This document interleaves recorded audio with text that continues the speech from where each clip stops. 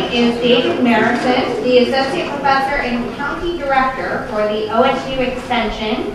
David is always willing to share his knowledge of agriculture, not only with our leadership class and the many presentations he's done with us, but with the different classes that are available and the opportunities to share their knowledge and what the extension does with the county as a whole. And I know that at any time, feel free to check out their website or give them a call, and they can always point you in the right direction if you have any questions regarding such. And we are very, very lucky to have someone with David's wealth of knowledge and experience here today as well. So, David, with that, would you like to begin your presentation? Thank you for joining us today.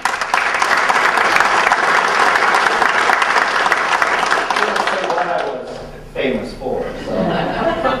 So I'm here today to talk about politics. So this is refreshing. Peggy, congratulations. Look, are you the only politician here?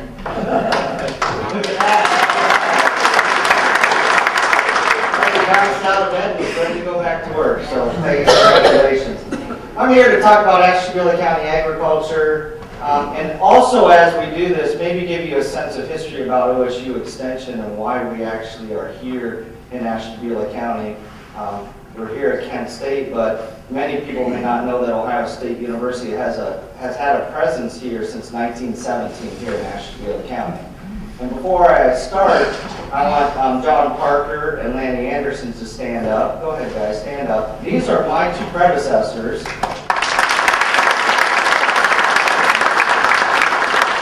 Since 1917, we've only had 7 agriculture extension. Back in the day, they called them agent county agents. Now we're called extension educators.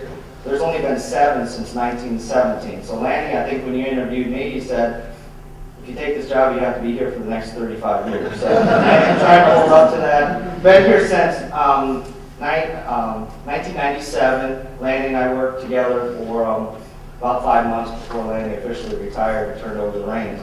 Well, why is OSU Extension actually here? Why are we here working for agriculture? Well, Ohio State wasn't started for a football academy, for a football school. It was actually started as an agriculture institute. We're the land-grant university. We're here for agriculture. That was why President Lincoln signed the Morrill Act for the land-grant universities back in 1862.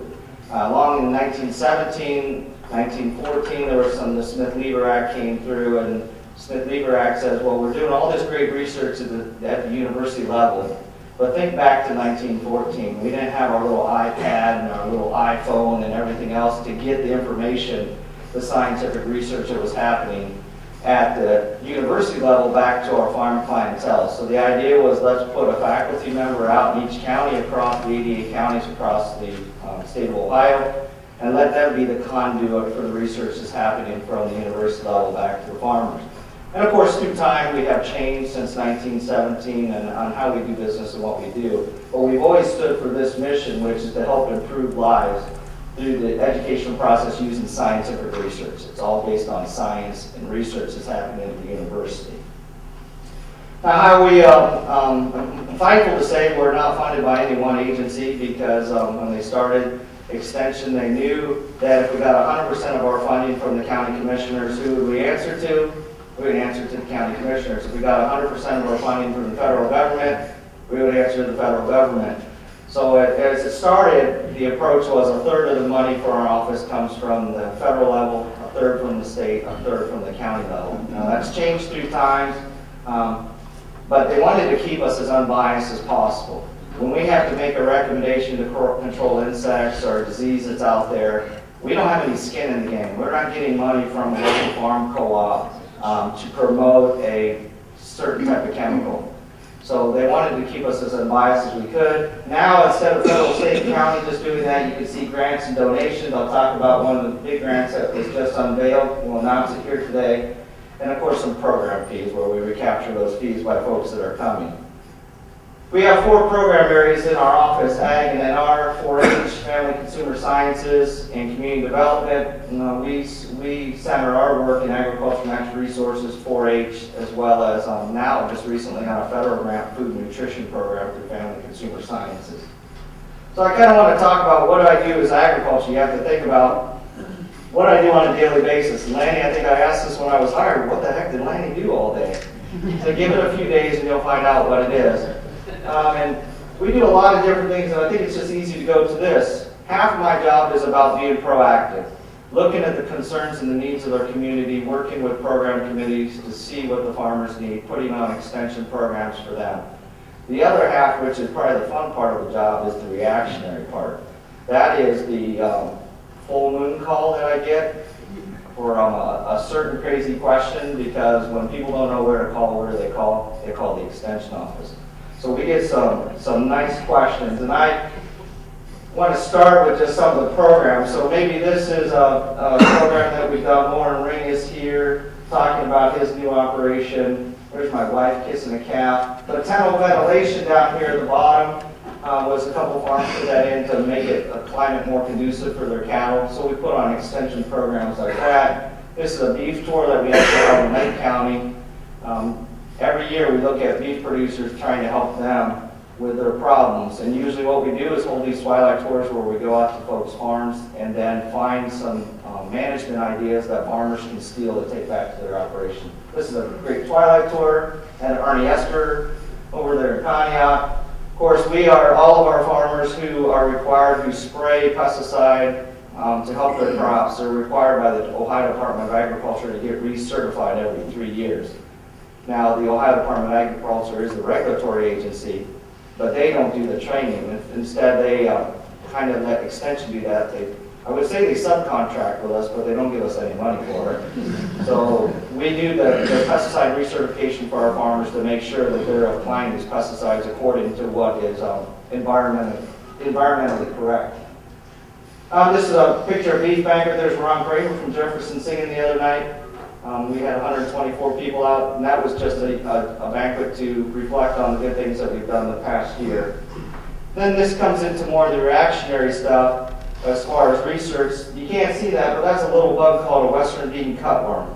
Western bean cutworm, you think, well, a bean, it has to be on a bean plant, but it's actually affecting corn plants. Now, farmers can plant a transgenic, a gene-implanted corn, that actually will control the western bean cutworm, but it costs more. So what we're doing through the monitoring phase, and this is our 4th year that we've done this, is we're monitoring this western bean cutworm coming into northeast Ohio. And then ultimately, we don't care if it's flying into the county. What we're concerned about is when it flies into the county that it lays its eggs on the corn plants. Of course, then those eggs turn into larvae, and then the larvae will eat around the top of the ear. And then that's where farmers will lose bushels when they go through the combine this time of year. So we've been looking for egg masses, and this summer on July 12th, it was like finding a needle in a haystack. I think I tripped in the field and found it. But we actually found the first egg mass that was ever recorded in eastern Ohio here in Ashtabula County. Good news is there's no economic damage in that field, but the news is that it's here. So as we monitor it, if it does become more of a problem, then we can help our farmers make some adjustments to that. We've done some winter temperature sensing with our grape industry. This is before you saw the windmills show up here in Ashtabula County as you drive through the grape region, just looking at those low minimum temperatures. Long time ago when we started was short season corn test plots. So we've done some of those according to what farmers do. And lately the latest research we put in is at the Ashtabula Research Station, which Ohio State has a research station there in Kingsville across from the county home. And our latest venture was we planted a Miscanthus plot there to look at its productivity here in Ashtabula County. So here's just some of the questions. I'll just read some of you, and if you guys have an answer, well, Jim Comp can tell you that how do I treat hairy heel warts in my dairy herd. And these are just calls that I just picked off of my register. What regulations are there if I want to set up a vegetable stand? I get a lot of calls about, hey, I need a cow bred. Who's the guy that can come do that? The AI technician. So people don't know where that's done. Do a lot of soil test results. Of course, everyone wants to know what land rent in Ashtabula County is, so I'm always getting those calls. Could be everything about have mycotoxin on my corn, how do you help? This year it was about a trichoderma type of corn mold that's on corn. It's really freaky when you see it in the field.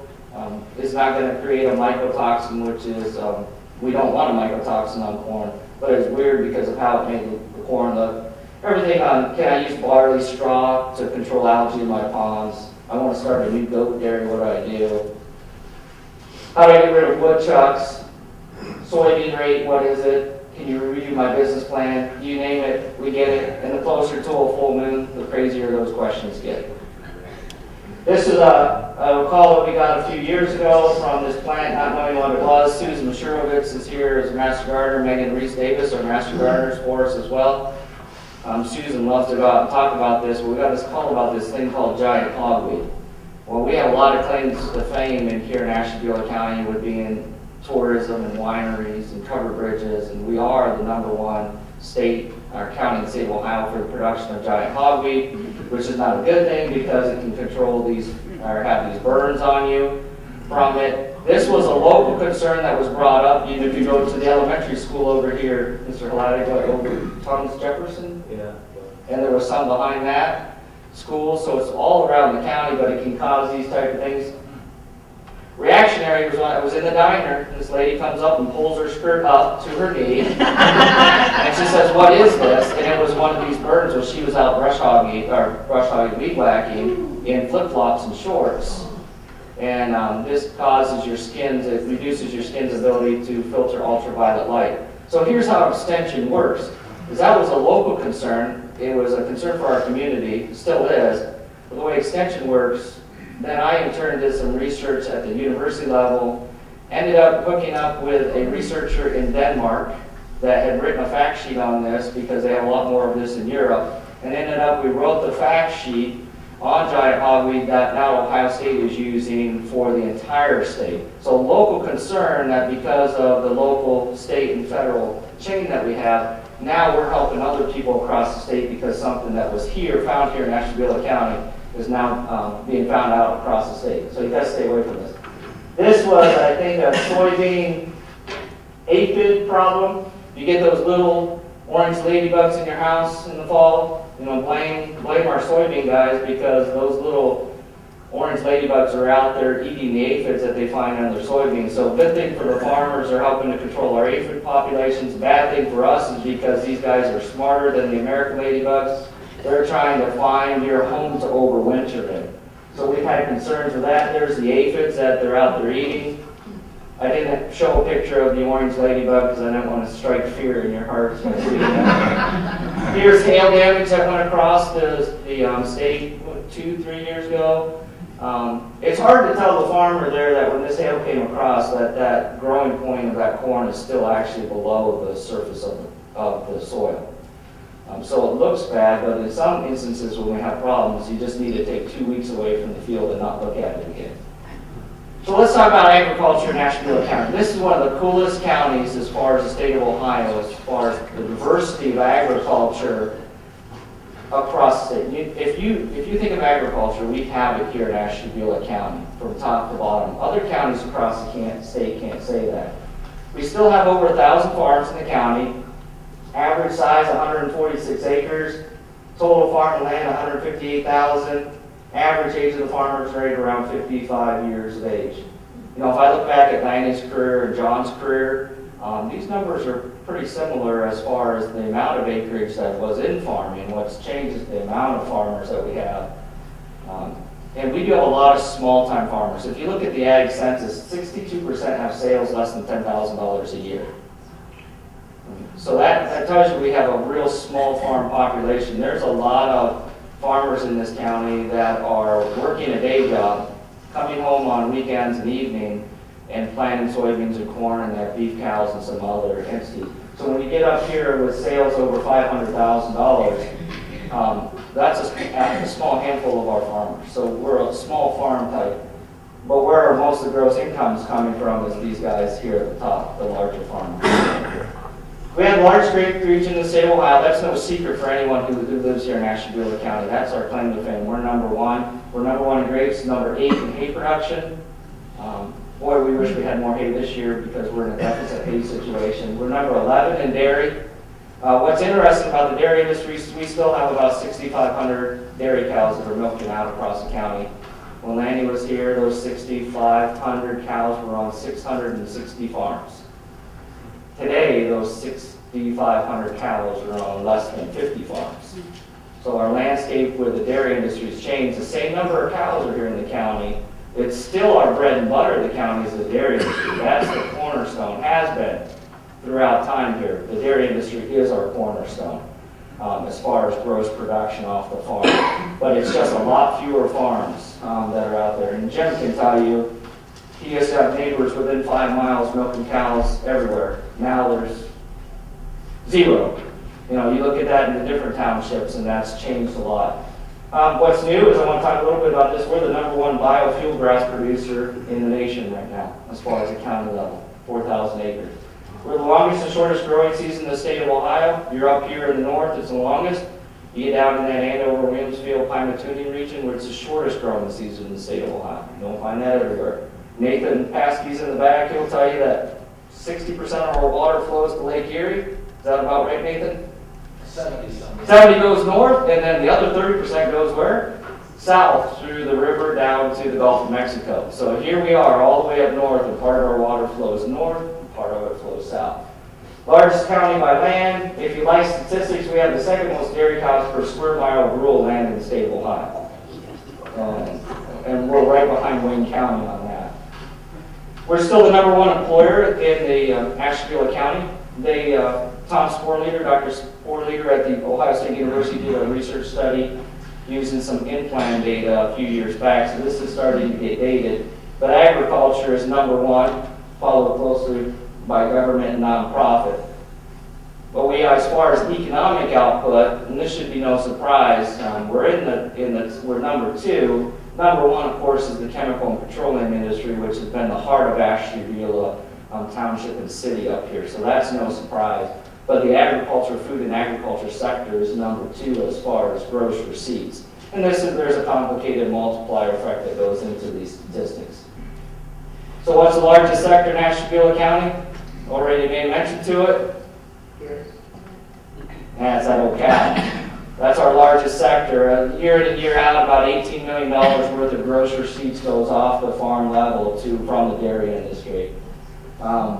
Dairy cows, the best symbol, largest $17 to $18 million, and 50 farms we already talked about. And this is just gross receipts. This is not net receipts. These are just gross receipts. It doesn't look at the multiplier effects of what happens to that milk after it leaves the farm gate as it goes into milk and dairy and cheese and ice cream. But they got $17 million off dairy products. These statistics lag a couple years behind because of the way they calculate it. Beef industry, year in and year out, is about $5 million. Hogs, sheep, it's in and out there. About $25 million year in and year out from the agriculture, the animal sector. But again, as I mentioned, this is changing. From seeing the cows out on the pasture, on the old style of farms. There's a book that's out there, it's called Contented Cows, if you've ever read it, about employee management. Cows like consistency. They like comfort. They want to eat the same meal every day of the year. They want high comfort. And you think about the pasture situation, it's raining, it's crappy, it's all this. Actually, when you go into these larger facilities, whether they be tunnel ventilated, whether they be bedded with sand, or these water mattresses that these cows are laying on now, it's all about the cow's comfort. Now, we may think in our minds that cow is more comfortable walking out on pasture, but she's actually more comfortable inside that temperature-regulated climate that she has within inside that building. We even have farmers that have air conditioners in their parlors, so when they go in to get milk at night, they actually will be in an air-conditioned unit. Of course, we have equine industry. I'll tell you now, equine industry is really going to struggle here through 2013. And that is because we've gone off of a wet year in 2011 to a dry year in 2012. Our hay inventory across the county is shot. Second cutting bales of hay, the 50-pound bales. I had a farmer in yesterday that said he just sold everything for $14.50 a bale. First cutting bale, which we used to think in the old days paying $2 a bale was expensive, you can't find anything for under $6.50 a bale right now. So the folks that have the pleasure as a hobby for the horse industry, they're going to struggle this year because number one, hay is a deficit. Number two, there's going to be a lot of money expended to feed animals. Of course, we have our niche markets, the alpacas, we have pigs, We have sheep, you name it, you can see them out there. What about field crops? Throughout history, our crop productions as far as forage crops were number one. That's changed through years. I mentioned the other day that it was a Little House on the Prairie episode I remember as a kid. Ma and Pa were talking about, should we plant this thing called corn or not? You know, and that's been the same thing here in Ashtabula County. There was a time when we looked about, should we even plant soybeans in this county? And now it's our largest commodity crop. It's well paced, and because of the way the corn and soybean market is, a lot of our hay ground, forage ground, that traditionally goes into the dairy industry is now being converted to corn and soybeans. So you can see corn, about $8 million out of corn, $9 million out of soybean. These statistics are from 2010. We've continued to see record prices for corn and soybeans. But our soybeans, where it used to be 10,000 acres or 5,000 acres, this year it will be close to 30,000 acres planted. And it used to be hay crops were around 35, 36,000 acres. Now you can see oats and hay. And I think my predecessor would say oat and hay, depending on the plural there, right, Lanny? It's oat, not oats. So it's down to 20,000 acres, which used to be, again, between 35 and 40,000 acres. So you can see a shift happening away from our traditional forage crops. Because of our climate, there's no better place than to grow grass than Ashtabula County. But because of the way the commodity prices, those are being shifted into corn and soybeans. So about 31 million. This year, that's going to probably be closer to 35 million through our crops. I wanted to say a little bit about Miscanthus. We've had farm presentations on switchgrass. There's about 4,000 acres of switchgrass being grown over the Meadville area around Calvin Ernest farm. But Altair Energy has moved into the county, part of a DCAP program. There's my daughter who is thinking of a career doing communications, I believe, trying to convince Altair Energy she could be their spokesmodel. But there's Miscanthus, which is a warm season grass. There's the rhizomes that it's planted by, and then there's a bale of the Miscanthus as its bale. Potential for this to be a biofuel, and I'll get into more about that here in a second. So what's some other things that we're seeing? Local food is huge. As far as our smaller farms, there's Mick Prochko, Coverbridge Gardens out of Jefferson. Peter Dixon, we've done some cheese making class. I mean, if you want to get good local cheese, go to Mayfield Road Creamery down on 322. They're making cheese right from their cows.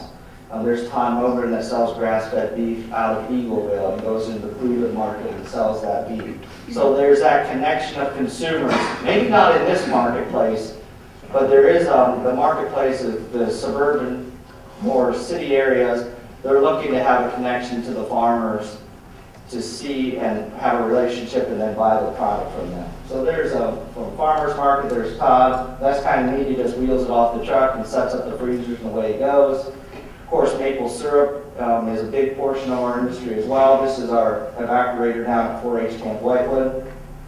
And then, of course, we're getting these high tunnels through some of the federal grants that are coming in to extend the growing season, where you put a high tunnel over traditional soil. So it's not like a greenhouse like you would think, but you're putting a high tunnel, a greenhouse structure over existing soil, and you're growing plants in it to be able to extend the growing season, to have lettuce and all the cool season vegetables earlier in the year and then later in the fall. Of course, we have our pockets of fish production. There's perch being raised in this county. This is down in Stanhope, Kellogg'sville Road with the Spees. I love raising turkeys, but not a lot of turkeys around unless you go to the fair. What about new technology? Talk about new technology when I talk about leadership. This is a research study that we did about 12 years ago using IntelliCoat. There's actually a corn coating that you can put around corn or soybeans that you can plant. If we had ever had dry weather early in the year, like March, we could put those crops in. The soil temperature isn't warm enough, but because of the coating that's on the corn kernel, it will dissolve once the soil temperature reaches the right temperature, and then the corn will germinate and go up. So imagine if you could increase the growing season. Of course, we're never dry enough in March to do that. But think about the technology that is out there to where you could plant your garden here in October or November, and even go to Florida for the winter time. And then when you come back in April or May, your garden's up and growing because you planted it in the fall, left it sit there, and then it germinates on its own while you're down in southern Florida. It can be done. Robotic milkers. This was my dad's dream, to have a robotic milker on the farm. We've talked about it for years and years and years about a robot where I could just sit in the house and that robot would milk those cows, and all I had to do is watch my video camera to see if cow number whatever refused to go get milked that day.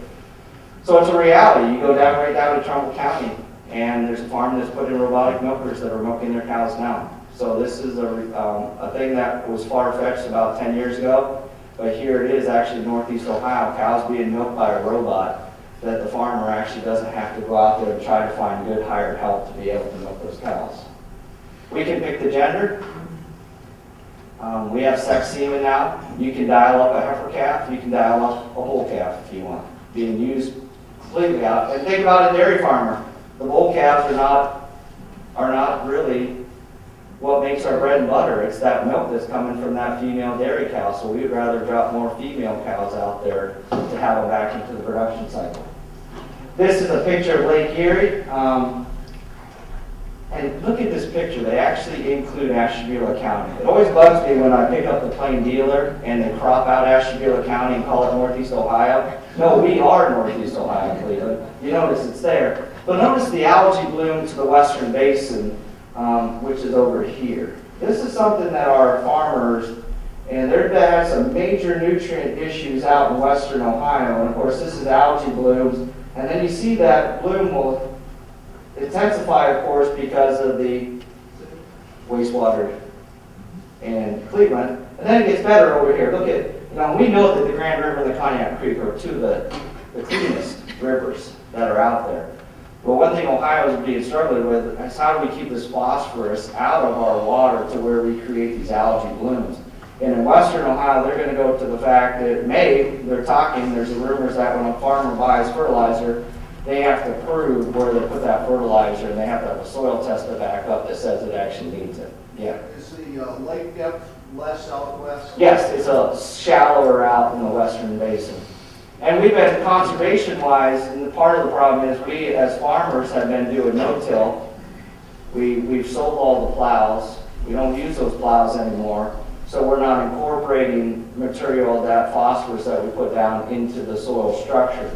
So this dissolved phosphorus is coming off that top layer because we don't incorporate it. So there may be some guys out in western Ohio that will have to go back to some plowing just to turn that soil under because it's a dissolved phosphorus issue. Now, is it all farm related? No, there's other issues in some of the other basins because of homeowner use on lawns and those type of things.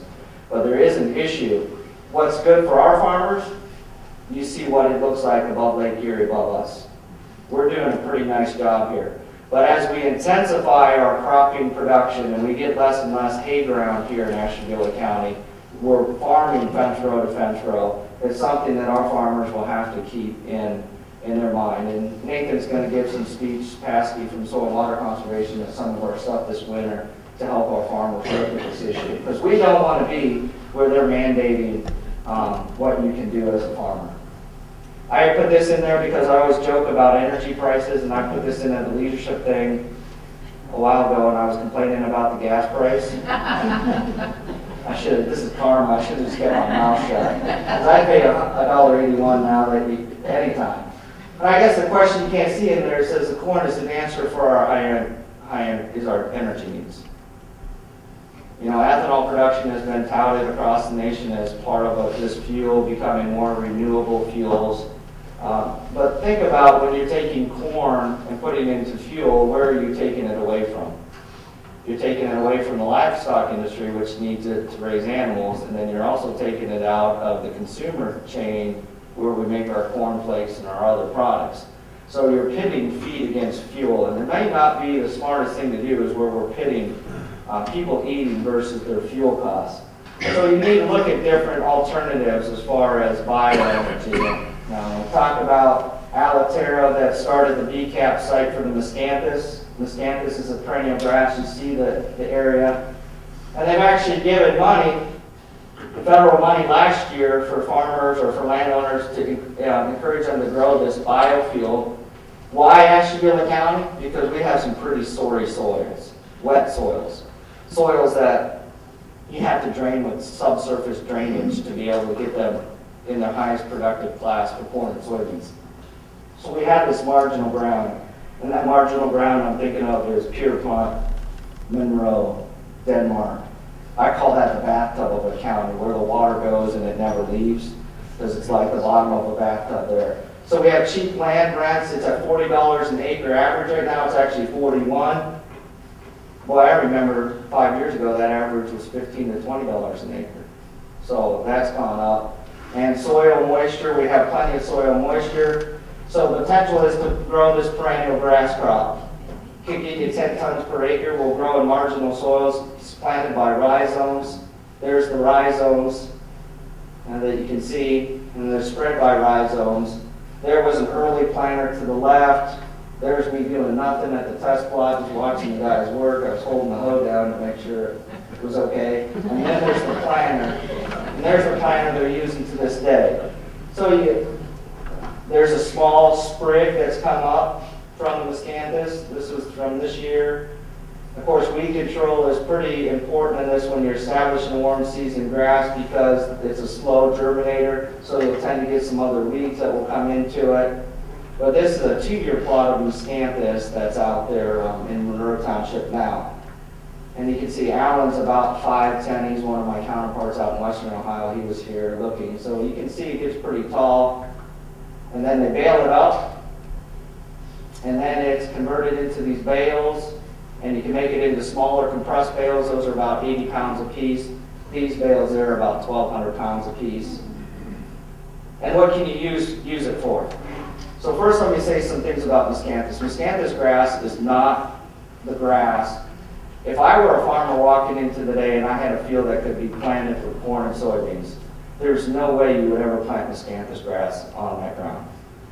Because the profitability, the budget will show you, the profitability is higher on corn, soybeans, and hay ground, if it's good alfalfa or good hay ground. But we're looking at, you drive around the county and you see these fields that are red brush, growing up with multiflora rows. They're wet, they're nasty wet. If I was farming them, I could only farm them every 3rd year, depending on what the weather looks like. Those are the fields that are ideally suited for this Miscanthus grass, because it likes to have wet feet. It needs a lot of water.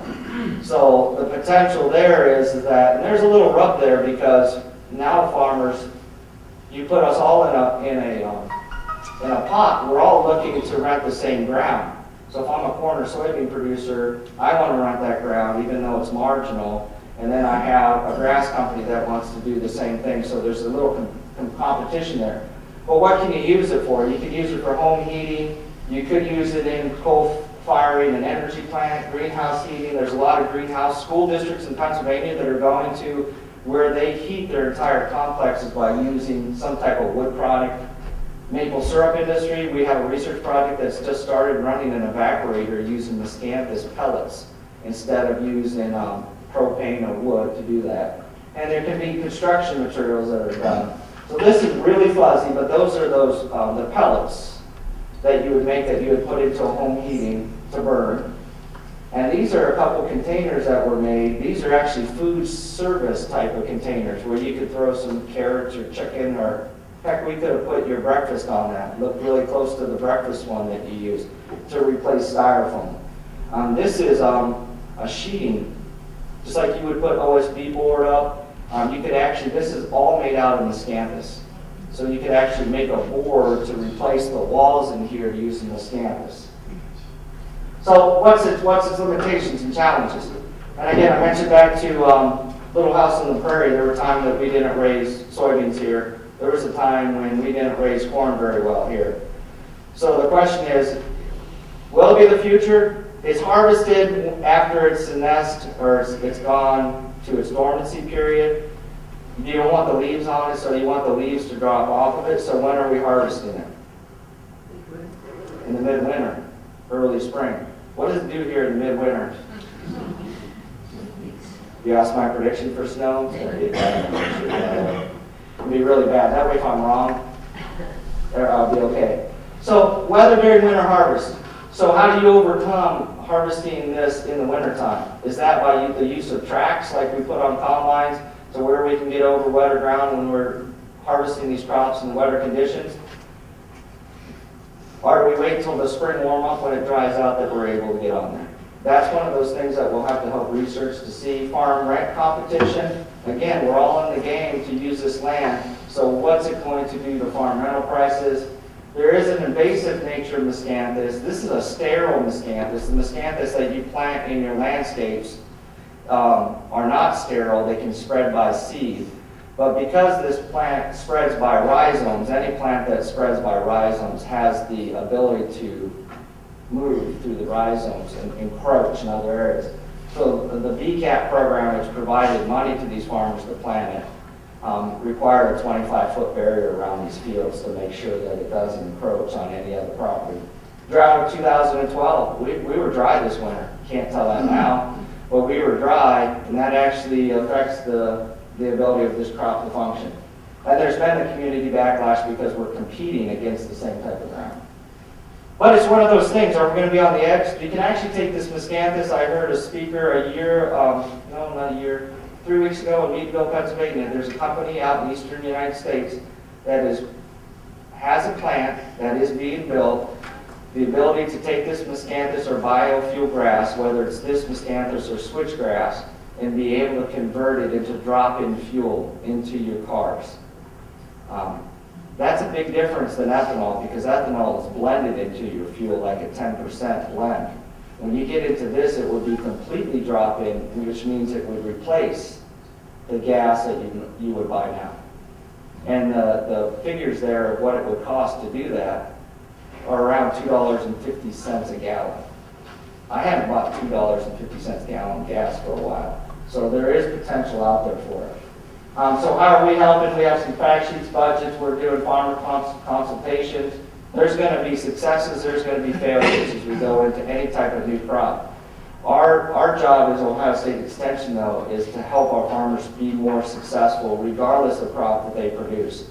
So just as we would help corn or soybeans or forage crops, we need to help the miscanthus industry as well as to help make them as successful as they can be. One thing that just happened is Penn State put a $10 million grant into NEFA, USDA. I'd love to say that we brought the $10 million to Ohio, but they wanted Ohio State, particularly OSU Extension here in Ashtabula County, to be part of their initiative, their biofuel initiative. So last week we found out that we'll be receiving $190,000 over 5 years to do work in the miscanthus research, which will give me the ability to hire a part-time person from a county who's already working, a crop consultant, bring him over for 40% time to work in this area along with myself to help. So $190,000 over 5 years just for Ashtabula County. Kind of cool that Penn State included us in on that grant. And then part of that, I just did a budget. If you ever want to see the budget, I started a budget for it. And we do budgets for everything. And when you match it up against corn and beans, it will not compete. But for that ground that isn't farmed year in and year out, there may be a home for it. And there's the harvesting. And the last thing I want to get to about how we're going to be shaping the future is this Marcellus Shale. We had this great program here a month ago on Marcellus Shale. We'll continue to monitor this because this is a huge impact for many of our landowners. It's not specifically agriculture, but I call it natural resources, with the fact that the money that it's going to bring into this county is tremendous as far as the landowners, not the county government, because of the way it's taxed, but into the county landowners.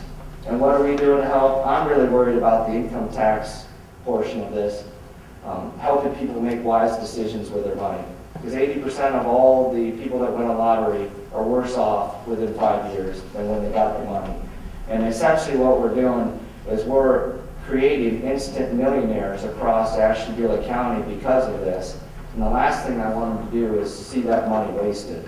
So maybe we can help them make wise decisions with their money. That's been my goal, because last thing I want to do is see the money come in and then the person be worse off than they were. So they might as well not got the money. And if they're going to be worse off than they were before, they might as well just give it to me and I'll make sure they And finally, the next generation. It concerns me. There's my little girl down in the left-hand corner. Aunt Lisa's not so little anymore, is she, Mr. Levitt? She's in 7th grade. But when I think about this, is how do we encourage our young people? We talk throughout Ashtabula County about the brain drain and our good people are leaving. let them know there's opportunities in agriculture to come back to Ashtabula County to work. There's a lot of different places you can. We have a company in Ashtabula that's building fenders for a car out of a bio-based product out of soybeans. So you don't have to be out on the farm to be involved in agriculture. There's a myriad of careers that are available. And how do we get these folks to come back and be the leaders for the future? Because agriculture, again, is a pretty strong industry here in Ashtabula County. So with that, if you ever have questions, unless it's a full moon, you can call me at OSU extension 576-9008, or you can reach me through there. I didn't make copies of the handout, but if you want copies of this presentation, all you have to do is drop me either an email or drop me a call, and I'll be happy to send that out to you so you would have it. I know we're up against time. Are there any quick questions? I covered it so thoroughly. Or else you can go on.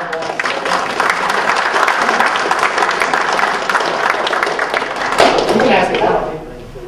What do you know about perlite? Perlite? Yeah. It's for what control? Well, to incorporate it in the soil to make it lighter. Yeah, when you go to a soilless medium where you go, it's usually a mixture of peat moss, vermiculite, and perlite. Perlite is that white, I think it's made out of a volcanic material. It's inert, all it's there is for soil structure. It's nothing about nutrients, it's just for soil structure. No, nothing negative about it then. No, but my thought would be is that there's probably better ways to amend your soil than using perlite. Perlite's going to get awful expensive. A good compost is miles above perlite.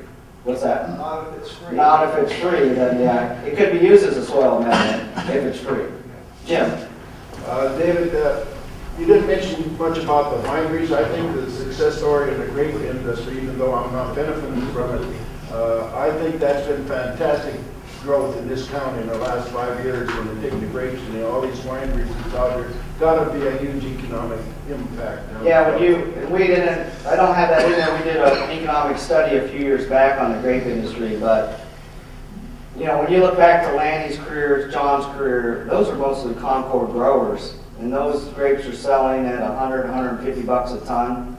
But the way the wine industry has gone, when you can take that same acreage and then sell your grapes for $1,500 to $2,000 a ton, makes a big difference to profitability to those folks. And then the wine industry, what it does, I know Mark Witzel's not here, but what that does to our tourism industry, by far, yeah, Jim, you're right, the wine industry is a huge cornerstone. I would put, start blocking foundations for Ashtabula County agriculture.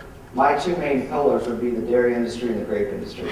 Those are the two main structures that have held our industry up. And then everything else fills in the rest of the wall. David, that pairings that Geneva's trying to perpetuate in the county is going to be dynamic if that comes to reality to help Ashtabula County. So we have a lot to be proud of in Ashtabula County when it comes to agriculture. It's kind of our quiet industry. We like not to be on the front page. But it's one of those industries that guys are working day in and day out to make it successful. So thanks for having me.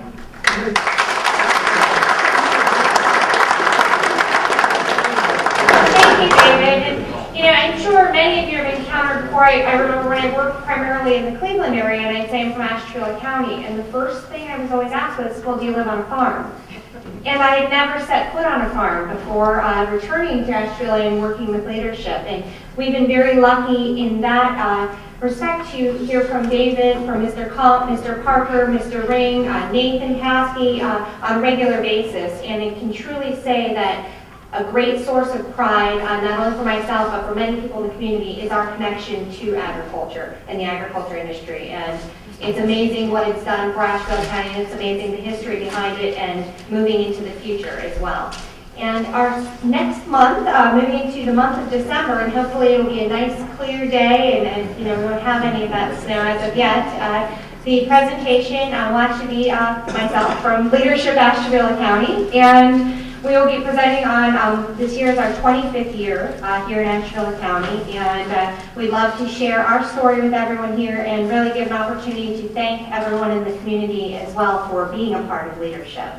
So with that, thank you all for attending today. And like I said before, the resources that we have here with agriculture, David and many others in this room, we're very, very lucky to have. And I hope everyone takes advantage of that also and learning more about agriculture here in Ashtabula County.